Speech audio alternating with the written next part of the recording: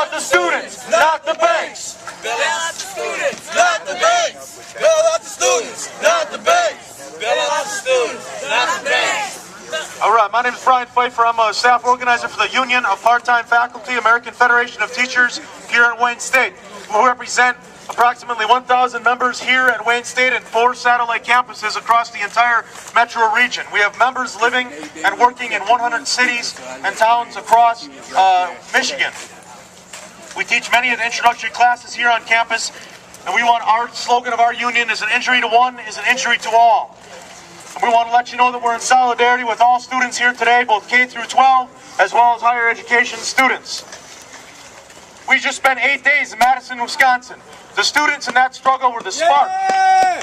Madison! February 14th, That's what we need here. a couple thousand students from UW-Madison, the Teaching Assistants Association, American Federation of Teachers, said hell no, they've had enough of the cuts. They were not going to take the attack by Governor Scott Walker, who essentially came up with a budget repair bill that he wanted to ram through the legislature.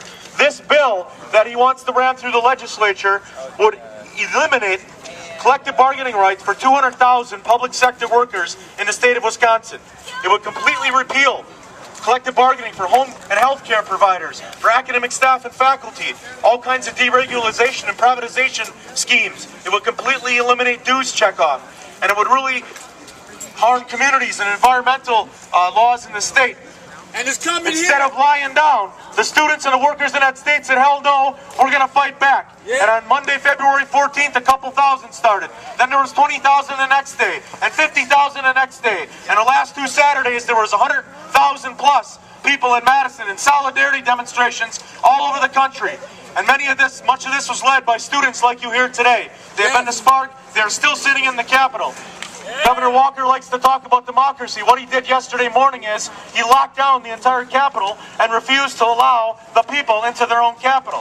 But nonetheless, there's thousands of people outside still demonstrating, saying, hell no, we're not going to go back to the 1920s. We're going to keep on resisting. And it was a wonderful sight being there in the streets. We saw 5-year-old children chanting, what's disgusting? Union busting. We saw all seniors, all sectors of the working class out there in solidarity with each other. And that's what we need to see right here in Michigan and Detroit.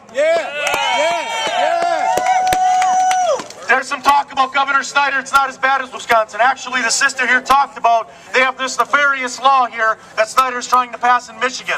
Make no mistake about it. It's a union-busting, racist, sexist attack against the public sector, and it's all-out war on unions across this country.